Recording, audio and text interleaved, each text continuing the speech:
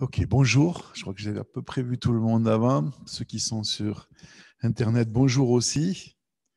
Alors en fait, ce matin, je vais faire quelque chose que je n'ai pas l'habitude de faire. Vous savez que moi, j'aime bien inventer mon propre vocabulaire et puis, etc. Je vais faire de l'archéologie. Je vais ressortir du vocabulaire qu'on n'utilise plus, que j'utilise plus. Parce que j'ai réalisé que le fait qu'on n'utilise plus le vocabulaire, ça c'est bien, mais on pouvait perdre la réalité qu'il y avait derrière qui, elle, existe toujours. Alors, la semaine dernière, on avait plutôt des jeunes avec des enfants, etc. Cette année, ce matin, il n'y a que des jeunes depuis plus longtemps, on va dire. Et puis, donc c'est du vocabulaire que vous connaissez sûrement, mais j'aimerais qu'on en parle et voir un peu parce que je pense qu'il y a des gros pièges derrière, justement. On les a pas toujours associés avec ce qui était la réalité. Si je vous dis le mot sanctification, vous sentez déjà là, dans le dos, comme ça fait les poils qui se redressent. Ce genre de mot, soit on ne le connaît pas, soit quand on le connaît, on se dit, c'est pas bien ça. C'est celui avec lequel on nous tape dessus pour nous dire qu'il faut toujours faire mieux et qu'on n'a pas fait assez bien. Mais pourtant, il y a une réalité derrière qui est belle, qui est très, très bonne pour nous. Et en général, on disait en plus qu'il y en avait trois. Je vois Marc-André qui dit oui, dans le credo, c'était comme ça. Je ne l'ai pas lu, mais j'imagine que c'était comme ça. On appelait ça la sanctification positionnelle, progressive et ultime. Waouh! C'est Indiana Jones. On va chercher un poussière. Mais la réalité qu'il y a là derrière, elle est très bien et elle est concentrée dans un très beau texte que j'aime beaucoup. Là, par contre, c'est le texte de la Bible, donc il n'y a pas de problème. 1 Jean 3, 1 à 3, et je vais le lire. Voyez quel amour le Père nous a témoigné pour que nous soyons appelés enfants de Dieu. Et nous le sommes. Si le monde ne nous connaît pas, c'est qu'il n'a pas connu. Bien-aimés, nous sommes maintenant enfants de Dieu et ce que nous serons n'a pas encore été manifesté. Mais nous savons que lorsque cela sera manifesté, nous serons semblables à lui parce que nous le verrons tel qu'il est. Quiconque a cette espérance en lui se purifie comme lui-même est pur.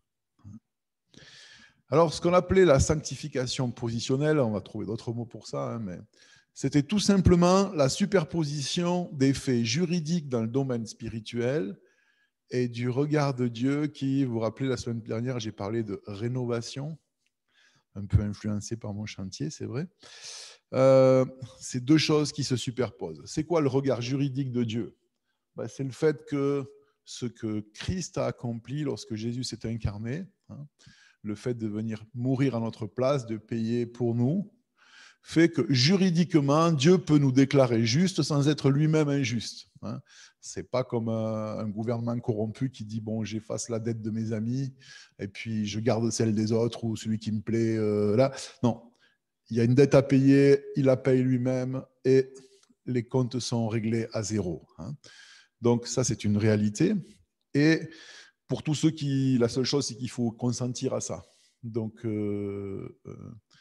voilà, pour ceux qui consentent à ça, c'est fait. C'est fait pour tous, mais il faut l'accepter. Il faut endosser le chèque.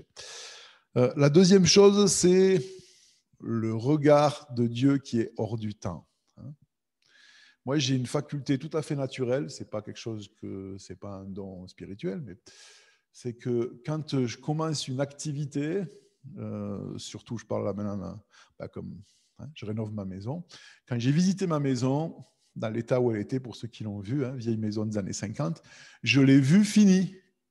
Mais finie avec les planks, le silicone dessus, les trous bouchés, tout. Le jardin comme il fallait, avec ma permaculture, mon machin derrière, mes abeilles.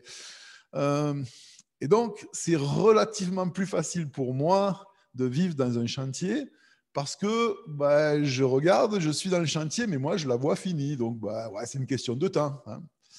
Il se trouve que mon épouse n'a pas du tout cette option-là. Elle n'a pas la vision Photoshop du produit fini. Et pour elle, c'est difficile. Parce que elle se lève, oui, il y a le sac de ciment au milieu, les plaines ne sont pas mises, oui, l'escalier n'est pas peint, oui, la baignoire, elle est en travers dans le salon, etc., etc. Et lorsque Dieu nous regarde, il y a d'une part, je vais dire, le côté objectif, juridiquement, Il peut nous voir parfait, top, fini, rénové complètement, parce que juridiquement, il a le droit, les factures sont payées. Et en plus, c'est vrai que lui, il est hors du temps, c'est plus facile, il voit déjà le produit fini. Donc, lorsque Dieu nous regarde et qu'il dit « mes enfants sont parfaits », aucune difficulté puisqu'il a le droit de le faire et il a la capacité de voir ce que nous serons vraiment. Parce que donc dans ces 3 étapes qu'on appelait la sanctification en 3 étapes, donc il y avait notre position, ce que je viens de parler, la sanctification ultime, j'ai fait 1-3, c'est fait exprès, c'est pas parce que je suis mauvais avec les chiffres, je le suis. C'est ce que Jean dit ici, dit « Lorsque nous le verrons, nous serons semblables à lui ». C'est-à-dire qu'un jour, ma maison, elle sera finie. Un jour. Un jour, je vivrai en théorie, parce qu'en théorie, tout va bien. Et voilà. Donc, un jour, on aura quitté cette terre, que ce soit parce qu'on est mort, tout simplement, ou parce que Christ est revenu. Et ce jour-là, on le verra, et puis on sera parfaitement rénové. Et puis, ce qu'on appelait la sanctification progressive, c'est surtout de ça qu'on va parler aujourd'hui, c'est le point 2 entre le 1 et le 3. Il y a la vision de Dieu qui dit « mes enfants, ils sont parfaits, ils sont terminés ». Il y aura la réalité un jour où on sera parfait, il n'y aura plus de soucis. Et puis, il y a l'entre-deux. Ça s'appelle notre vie, c'est un voyage, c'est un chemin, c'est un parcours, appelez-le comme vous voulez. Mais c'est maintenant dans le temps, pour nous qui sommes toujours dans l'espace et le temps, on va de ce point où Dieu déclare ils sont parfaits, jusqu'au point où ça va se réaliser totalement, sous le regard d'un Dieu, il faut se le rappeler, qui lui nous voit finis. Donc c'est pour ça que là, il y a quelque chose déjà de très très important. La première grosse erreur, c'est de s'imaginer que dans ce qui est ce chemin, cette progression vers ce qu'on sera un jour, le but, c'est de faire plaisir à Dieu ou de ne pas lui faire honte en n'étant pas assez bien. Ça, c'est quelque chose qui est faux. Et dans la motivation et dans la réalité. On ne progresse pas, on ne devient pas un peu plus comme lui chaque jour pour lui faire plaisir. Parce que ce n'est pas ça qui lui fait plaisir. Il nous voit à travers ce que Christ a fait, il est satisfait avec nous. Je pense que les parents, on peut comprendre ça. Ce qu'on veut, c'est que nos enfants aillent bien, ce n'est pas qu'ils nous fassent plaisir. Donc, s'ils sont en train d'aller bien, ils font ce qu'ils ont à faire, même si ce n'est pas nos goûts, nos choix, etc. On est satisfait avec ça. On est des parents imparfaits. Donc, on ne progresse pas dans nos vies pour faire plaisir à Dieu, il est déjà content avec nous. Et puis, on n'essaie pas de devenir meilleur pour rendre un bon témoignage, parce que si on était parfait, il y aurait un bon témoignage.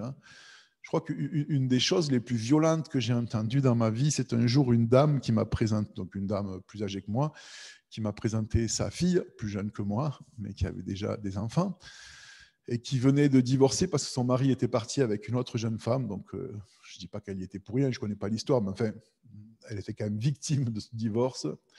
Et puis, cette dame-là m'a présenté sa fille en me disant, tu vois, à cause d'elle, 30 ans de témoignages sont détruits. Puis moi, j'étais déjà devant sa fille, c'était horrible. Je dis, oh. Et en plus, je dis, mais quel témoignage! Témoignage de quelqu'un qui a honte de ses enfants quand ils ne vont pas bien. Et c'est censé rendre gloire à Dieu, une chose comme ça. C'est terrible. Non, ce qui rend gloire à Dieu, ce n'est pas le fait qu'on donne l'impression qu'on est parfait dans un monde où personne ne l'est.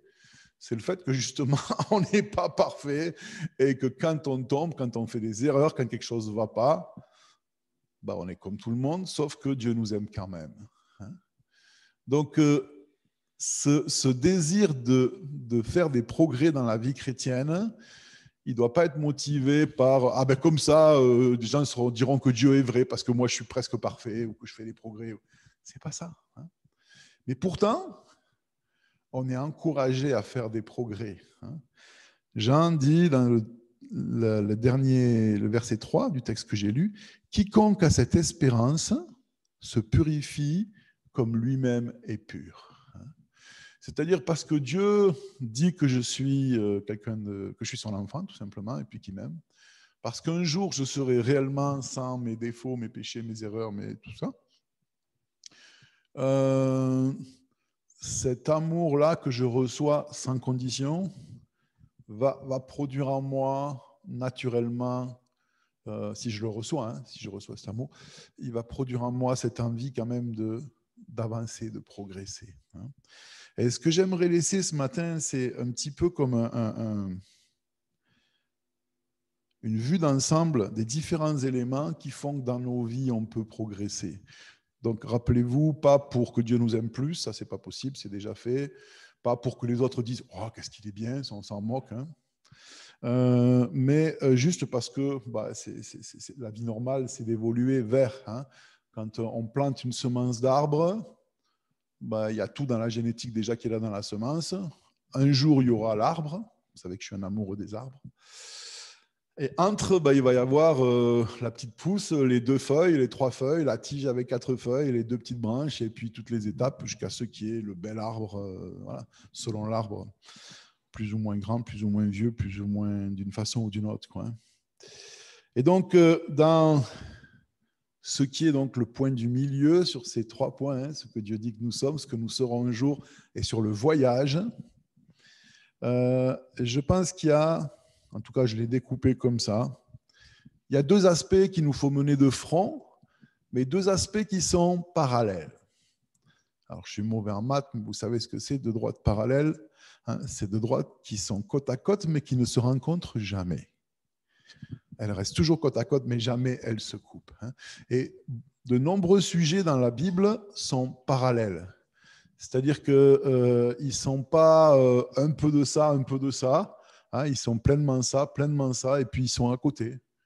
Et puis débrouillez-vous avec, mais ils avancent en même temps. Et donc, ces 2 aspects, c'est d'un côté le dépouillement de ce qui n'est pas bon, c'est-à-dire enlever ce qui est en trop, le superflu, et de l'autre, les soins à donner au développement de la nouvelle vie. Je vais l'illustrer de façon très simple.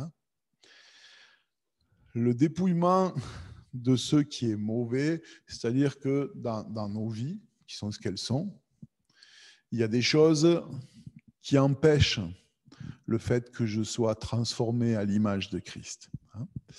Et dans ces choses-là, c'est un peu compliqué quand même. J'aurais aimé avoir un tableau, mais j'ai pas eu le temps de le préparer. Et puis avec la caméra, on m'a dit que ça irait pas. Il y a encore 2 catégories. Dans les choses que je dois éliminer de ma vie, tout simplement, il y a les choses qui sont mauvaises. Évidemment, entretenir de la haine, convoiter la femme de mon prochain ou de quelqu'un d'autre, voilà, le mal, j'allais dire basique, classique, que tout le monde connaît, plus ou moins avec les 10 commandements ou autre, que qu'on soit croyant ou pas croyant, on est presque tous d'accord sur le fait que c'est mal. Voilà, mon voisin a une plus belle voiture que moi, mais je n'ai pas le droit le soir avec ma clé d'aller rayer sa carrosserie parce que je suis jaloux. C'est mal. C'est du mal basique, méchant. Je vois passer quelqu'un que j'aime pas, je mets le pied, il bronche, il tombe, il se casse dedans. Ça me fait plaisir. Ça m'est arrivé. Mais ce n'est pas quelqu'un qui l'a fait, j'ai fait tout seul. Voilà, ça c'est le mal basique, on sait ce que c'est. C'est clair que si je fais le choix de pratiquer ces choses-là, ça ne va pas aider à ce que j'aille mieux dans ma vie spirituelle. Je ne vais même pas en parler, on le sait. Des fois on le fait, ça m'arrive de choisir d'être égoïste, de choisir d'être jaloux, de choisir d'être mesquin, je le fais. Voilà. Je vis avec les conséquences, c'est comme ça. Mais il y a une deuxième partie dans ce dépouillement de ce qui n'est pas bon, et là c'est plus difficile. Parce que ce n'est pas du mauvais. C'est choisir d'élaguer dans nos vies des choses qui ne sont pas mauvaises, mais qui prennent trop de place. Hier, j'ai ma nouvelle voisine qui m'a appelé en me disant « Monsieur, s'il vous plaît, c'est une partie de mon terrain que je ne vois pas dans le coin au fond. Vous pourriez venir tailler vos petits arbustes, vos saules et vos noisetiers parce que mes cassis, mes résinés, ils n'ont plus de soleil. » Et puis, j'aurais rien cette année, déjà que ce n'est pas une année très ensoleillée jusqu'à maintenant. Est-ce que vous pourriez venir les tailler, quoi? Puis j'étais, waouh, c'est la jungle, effectivement. Ça dépassait de plein de mètres au-dessus. Ils étaient carrément à l'ombre. Donc, ce n'est pas que les noisetiers, ce n'est pas mauvais, c'est bon, c'est bien, les noisettes. Les sols, c'est super. Je n'avais pas vu que j'avais des sols. Je vais pouvoir faire des paniers l'an prochain, c'est super aussi. Mais ils avaient pris tellement de place que les résinés de ma voisine ne pouvaient plus mûrir. Et dans nos vies, il y a des choses qui ne sont pas mauvaises, elles sont bien, elles sont belles, elles sont utiles, sauf qu'elles ont une place tellement grande qu'elles empêchent la vie de Dieu en nous de pousser. Et là, c'est plus compliqué parce que c'est très proche de ce qui a pu nous faire du mal, qu'on appelle le légalisme. Il ne faut pas. Mais ce n'est pas dans ce registre-là, parce que ce n'est pas le mal. Le mal, c'est le mal, ok, on sait ce qu'il faut faire. C'est juste, on a tous une vie avec un certain nombre de jours, dans une journée, le même nombre d'heures, de minutes et de secondes. Et si je ne prends pas intentionnellement la décision de tailler certaines choses, il n'y a plus assez d'espace, de temps et de lumière pour le reste. Et ça, c'est quelque chose où on peut demander des avis, des conseils si on a envie, mais c'est quelque chose qui doit se faire tout seul, à la fin. Là, dans mon cas, c'est la voisine qui a trouvé que ça empiétait sur ses cassis, elle avait raison, donc j'ai été taillé. Mais dans nos propres vies, c'est nous qui devons dire, en ce moment, voilà, j'ai laissé ça trop pousser. Ce n'est pas une mauvaise chose, mais... Et puis c'est vrai que selon les tempéraments, il y a des gens qui sont modérés dans tout, donc c'est plus simple. Moi, j'ai beaucoup de mal parce que ou je fais rien, ou quand je fais une chose, je la fais de façon excessive, et puis il n'y a plus que ça. Et puis c'est compliqué, parce qu'après, il faut tailler, ouais, mais faire comme petit peu, ça ne m'intéresse pas. Laisse-le. Voilà, Mais on est tous différents avec ça. Mais c'est une chose à penser. Donc si je résume déjà pour ce premier point, vous vous rappelez, il y a point 1, point 2, point 3, on est dans le point 2. Dans le point 2, il y a dépouiller de ce qui n'est pas bon, et on va voir après nourrir la vie. Et dans ce point de dépouiller, il y a abandonner le mal, bien sûr, et puis il y a ce côté de faire des choix, tout simplement. Vous vous rappelez, je le cite toujours, la phrase que mon meilleur ami m'a dit le jour de mon mariage: se marier avec une femme, c'est renoncer à des millions d'autres. Voilà, tu en choisis une, tu laisses les autres. Donc, un choix, c'est toujours renoncer par définition. Mais vu que nous sommes dans le temps et l'espace, on doit faire des choix et décider ce qu'on doit mettre de côté pour qu'il reste ce qui est important. Et c'est pour ça que personne ne peut le faire pour nous, mais on a besoin d'y penser parce que des fois, on ne s'aperçoit pas qu'on est envahi et qu'il n'y a plus de place. Ensuite, le deuxième travail qui est parallèle avec celui qu'on vient de voir, c'est donner à la vie de Dieu en nous ce qu'il faut pour qu'elle se développe. Parce que ce texte nous dit, nous sommes appelés enfants de Dieu et nous le sommes. Pas nous le deviendrons, pas nous le serons un jour si peut-être nous faisons assez bien. Nous le sommes. Lorsque un enfant est conçu, il est là, c'est irréversible. Il peut décevoir ses parents, il peut se fâcher avec ses parents, il peut partir à l'autre bout de la planète et dire « mes parents ne sont plus mes parents ». Hey, tes parents, ça sera toujours tes parents et tu es fait par eux et puis c'est ton fils, c'est ta fille. Et donc, si nous avons consenti un jour à ce que la vie de Dieu vienne remettre de la vie dans notre esprit, que nous avons été une fois reconnectés avec lui, alors nous sommes ses enfants. On peut être ces enfants qui vont bien, ces enfants qui vont mal, ces enfants obéissants, ces enfants désobéissants, ces enfants partis manger avec les cochons ou ces enfants. On est ces enfants, nous le sommes, c'est une réalité. Maintenant, nous pouvons faire le choix d'essayer de donner à cette génétique nouvelle qui a été mise en nous les meilleures conditions pour qu'elle porte les meilleurs fruits. Là aussi, si on reprend l'exemple de l'agriculture et de la nature, si je prends une graine de tomate et que je la jette, s'il y a un peu de terre, elle va pousser parce que la tomate, c'est incroyable, ça pousse partout, tout le temps, ça se débrouille. Mais je peux avoir un petit plant rabougri ou alors quelque chose de beau, quelque chose de magnifique parce que on sait qu'elle a besoin de tant d'azote, tant de lumière, tant de ci, tant de ça, etc. Et si je lui donne tout ce qu'il faut, elle va être au maximum de son potentiel génétique magnifique. C'est pareil, la vie de Dieu qui est en nous, une bonne nouvelle, elle ne peut pas mourir. C'est une semence incorruptible qui ne meurt pas. Donc, si j'en fais rien, ça reste une petite semence, mais elle ne va pas mourir. C'est pour ça que la crainte de l'enfer, des flammes, etc., ce n'est pas un sujet. Ce n'est pas pour ça qu'on veut que ça aille bien.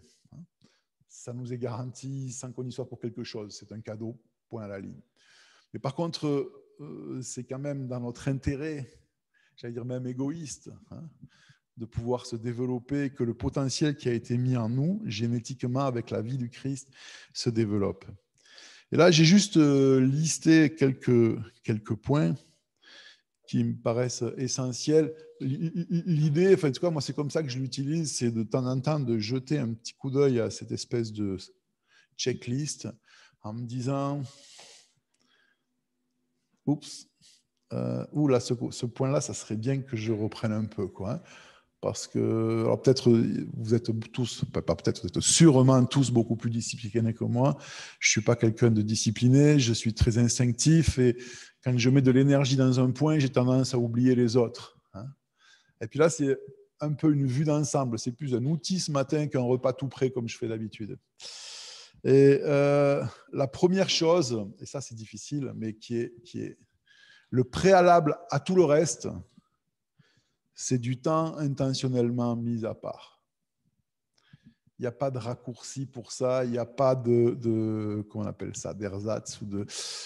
Le temps, c'est le temps. Hein. On ne peut pas remplacer le temps par autre chose. Il y a des choses qu'on peut, voilà, on peut remplacer. J'ai pas ça, j'ai pas de stylo, je peux écrire à mon ordinateur, ou j'ai pas d'ordinateur, je peux prendre un stylo. Et j'ai pas de couteau, je peux prendre une hache, j'ai pas de hache, je peux prendre un couteau pour faire plus ou moins le même travail. Le temps, il n'y a pas quelque chose de similaire qui remplace le temps. On ne rachète pas le temps avec de l'argent, avec des cadeaux, avec je ferai plus après. Non, le temps, c'est le temps. On a tous le même capital temps en tout cas, tant qu'on est vivant, hein, dans une journée. On n'a pas tous les mêmes conditions, les mêmes. Pour certains, c'est plus de travail que d'autres, c'est sûr, mais voilà. Donc la première chose, c'est de décider que je vais, sur mon capital temps, je vais en prendre une partie pour nourrir cette vie qui est en moi. Là encore, personne ne peut dire c'est le matin de 7h à 8h, c'est à midi, c'est le soir avant de se coucher. Ça ne regarde que vous. Hein. Trouvez ce qui marche pour vous dans le moment présent. Pour certains, c'est que le matin en se levant, c'est là qui... Oh, c'est bien. D'autres, c'est à un autre moment, peu importe. Mais le temps, il n'y a pas de raccourci. Il faut avoir du temps. Certains, c'est des petits bouts fractionnés, d'autres, c'est un gros morceau, mais on doit dégager du temps. Hein. Et puis, juste après le temps, donc le temps, ce n'est pas quelque chose en soi, mais sans ça, le reste n'est pas possible. Il y a autre chose, c'est le consentement à la présence et à l'œuvre de Dieu en nous. Ça, c'est un peu délicat parce que ce n'est pas quelque chose qu'on peut mesurer facilement, mais c'est une disposition qui fait que, oui, je veux bien être conscient que tu es là. Lui, il est toujours là, mais je veux bien être conscient que tu es là. Hein. Alors, dit comme ça, c'est étrange parce qu'on se dit, quel chrétien ne voudrait pas que Dieu soit là? Peut-être, alors encore une fois, je suis quelqu'un de spécial, mais moi, il y a des fois, je n'ai pas envie que Dieu soit là. Pourquoi? Parce que j'ai juste envie d'être comme moi je suis, et puis j'ai envie de faire ce truc-là, bof, qui est moyen. Je n'ai pas envie de m'embêter avec me demander si c'est bien, si c'est pas bien. Hein, voilà, j'étais au culte dimanche, j'étais à la réunion de prière mercredi, puis le reste qui me fout la paix, je fais ce que j'ai à faire, je vole personne, je suis honnête. Je ne vais pas passer mes journées à me dire t'es là, t'es pas là, ouais, t'es là, qu'est-ce que t'en penses? Hein, non, c'est fatigant. Hein. Et en même temps, c'est ça qu'il veut, vivre avec nous. Pas que quand ça va bien. Hein. Justement, si vous aimez ce sujet, le prêtre Henri Nouwen développe ça de façon admirable. Il dit, la maturité, ce n'est pas de plus chuter, c'est d'accepter de chuter dans la présence de Dieu. Hein. C'est-à-dire que je consens tellement à sa présence que j'accepte qu'il soit là même quand j'y arrive pas, même quand je suis nul, même quand je lui en veux, même quand j'ai fait les mauvais choix. J'accepte qu'il voyage avec moi dans ce moment-là. Et ce n'est pas simple. Parce que nous, on aime bien, quand on y arrive, hein, et puis d'aller le voir avec une belle prière. Seigneur, je te demande aujourd'hui, puis je te remercie. Parce que, puis là, on se sent bien parce qu'on y est arrivé un petit peu, on a réussi quelque chose, on l'a fait. Puis on parle à Dieu. Pas d'égal à égal, on est quand même plus humble que ça. Mais quand même de grand chef à petit chef, quoi. Hein. Mais quand on est dans le trou, parce que on n'en a plus envie, on est découragé, on est fatigué, on en a marre, on n'y est pas arrivé, etc., etc. Et dans ce moment-là, avant d'être mieux, parce que si j'arrive à aller mieux tout seul, pourquoi j'aurais besoin de Dieu, hein, de dire à Dieu, coucou, c'est encore moi. C'est ça, marcher dans la lumière. Oui, je sais, je suis là parce que j'ai fait des mauvais choix. Oui, ça fait 300 000 fois que c'est la même chose. Oui, je suis encore retombé là-dedans, etc. Et je ne sais pas si un jour je m'en sortirai, mais voilà, c'est moi comme je suis. Coucou. Et Dieu dit, tu es mon enfant. Hein, tu l'es. Alors oui, tu es mon enfant sale aujourd'hui, tu es mon enfant pénible, tu es mon enfant qui me casse les pieds, mais ça ne change rien. Tu es mon enfant et je t'aime. Tu es mon enfant. Et c'est pas facile. Hein. Et puis aussi, ces périodes, elles sont rares dans la vie d'un humain, mais de temps en temps où ça va bien, vous savez, ces petites parenthèses courtes, un quart d'heure, des fois une semaine, hein. Ça va à peu près bien. Les enfants vont pas trop mal, j'ai de quoi payer les factures, j'ai pas trop mal nulle part, un tout petit peu. Il n'y a pas de crise particulière, je vais à peu près bien, tout va bien. Et là non plus, j'ai pas spécialement envie qu'il soit là. Je vais bien, hein, je peux faire voilà. Et puis quand ça ira moins bien. Donc du coup, si on ne consent pas à sa présence quand ça va très bien, ni quand ça va très mal, il n'y a plus beaucoup de moments. Hein. On se retrouve avec ben voilà, les moments religieux.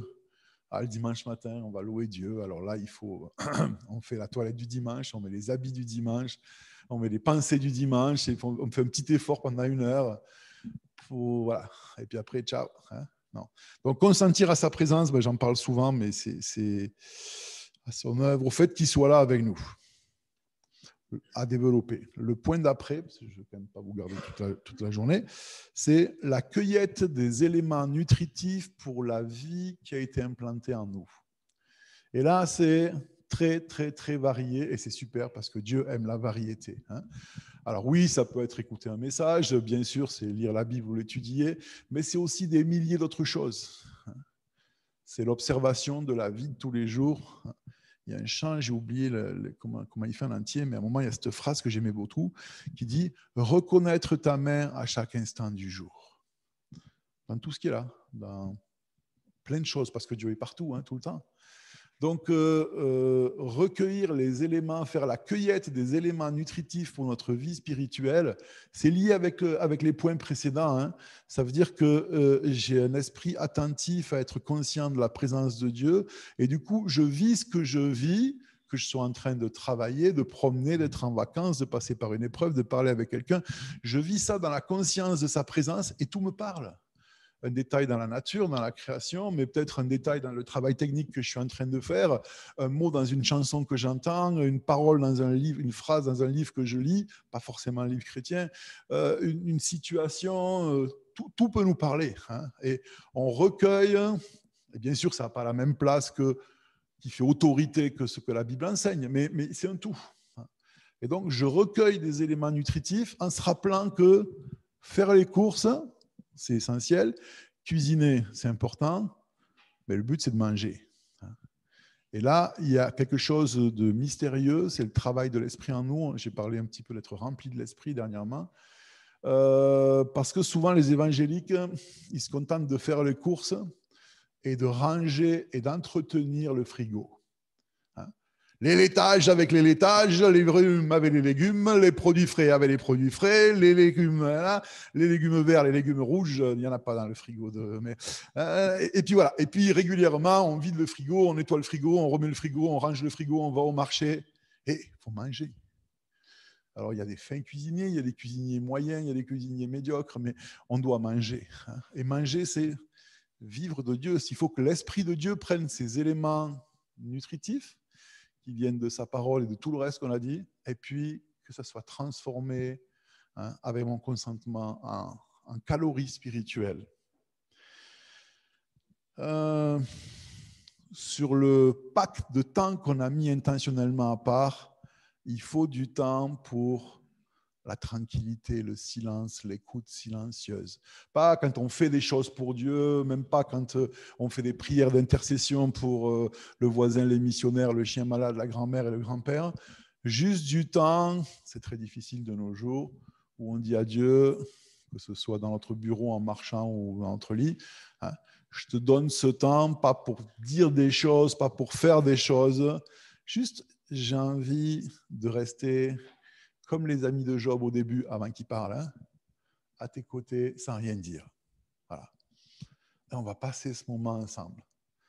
Tu veux me dire quelque chose ou pas, juste on va prendre du temps ensemble. Ça s'appelle la méditation, la prière contemplative, appelez-le comme vous voulez, il y a plein de vocabulaire, trouvez le vôtre. Hein. C'est très, très important. Et ça ne se fait pas non plus en temps mis à part exprès pour ça, parce que ça ne peut pas se faire tout seul. Et puis, le dernier point, mais pas le moindre, c'est ce qu'on appelle traditionnellement la vie communautaire. Et je ne parle pas ici de venir s'asseoir le dimanche matin pour m'écouter. Je parle d'avoir des relations vraies et authentiques avec d'autres personnes qui sont entre le point 1 et le point 3 dans le point 2 en voyage. Parce que vous savez, si vous avez fait des randonnées ou des choses comme ça, quand vous arrivez le soir dans un refuge en montagne ou ailleurs, et puis que vous êtes à table avec des gens que vous ne connaissez pas, mais qui sont aussi des voyageurs ou des randonneurs, de quoi on parle en général? De tout, mais de randonnée. Tu connais le col de Mâche? Ah, tu l'as pris par route. Moi, c'est par le. Tu sais, si tu le prends par l'autre côté, tu as une meilleure vue. Vous avez vu les marmottes en route? Vous avez pris de l'orage, attention, ça glisse là-bas, la neige a fondu ou pas? On parle du voyage parce qu'on fait la même chose. C'est indispensable dans la vie des enfants de Dieu de passer du temps avec d'autres enfants de Dieu qui sont en voyage et puis d'échanger dessus, de partager. Parce que souvent, une de nos difficultés, c'est qu'on est toujours persuadé d'être les seuls à vivre ça. Puis on a honte, il n'y a que moi qui vis ça. Le jour où finalement je fais une chose extrêmement courageuse, j'en parle, et je ne parle pas de détails intimes qui doivent rester intimes, je m'aperçois que la personne en face me dit « Ah, toi aussi ?» Puis si on est 3, les 2 disent « Ah, toi aussi ?» Puis si on est 10, les 10 disent « Ah, toi aussi ?» Si on est plus de 10, ça ne marche pas parce que plus personne ne dit rien. Il faut être moins. Mais c'est important. C'est important. Il n'y aura jamais de raccourci aux relations humaines. Dieu est relationnel. La Trinité est relationnelle. Christ, il est venu, il ne nous a pas envoyé un livre. C'est super. Je me réjouis qu'il y ait des gens qui nous écoutent sur Internet parce que sinon, ils ne pourraient pas nous écouter. Ils peuvent recueillir des éléments nutritifs, mais ça ne remplace pas échanger, vivre, être en communion, être connecté avec d'autres voyageurs. Ça peut se faire ailleurs qu'ici, hein, attention. Hein. Personne n'a le monopole, il n'y a pas l'exclusivité. Jésus dit 2, 3, donc ça veut dire plus de 1, quoi, au moins. Et puis jusqu'au nombre qu'on veut. Hein. Ce n'est pas possible à 100, encore moins à 1000. On peut se nourrir à 1000 ou à 100. On ne peut pas échanger, partager, vivre la fraternité, la fratrie, hein, et la sororité, pardon. Non, il faut ça. Alors, ça fait comme une longue liste ce matin. Hein. Je t'ai dit, ce n'est pas trop mon habitude. Mais j'aimerais vous laisser avec ça et puis peut-être le reprendre ou le mettre comme ça. Puis tranquillement, sans condamnation, bien sûr, chacun dans nos vies, se dire, j'en suis où avec ça, je fais quoi avec ça. Et puis, quand on voit que quelque chose, ça y est pas, surtout pas se condamner, la condamnation ne donne aucun pouvoir de changer. Pratiquer les points 1 qui sont « je reviens à Dieu », tu vois, ma vie, elle n'est pas équilibrée, forcément, c'est moi. Mais voilà, je viens devant toi, puis on va essayer de remettre un peu les choses pour qu'on puisse continuer. Puis je vais en parler avec les autres. Et puis. C'est ce qu'on vit déjà, hein, mais juste c'est un encouragement à continuer là-dedans. Alors Seigneur, on te remercie parce que tu nous as fait complexes, tu n'aimes pas les choses bêtes et simples, et tu nous as fait tous différents. En même temps, il y a des choses qui sont communes à tous les êtres humains.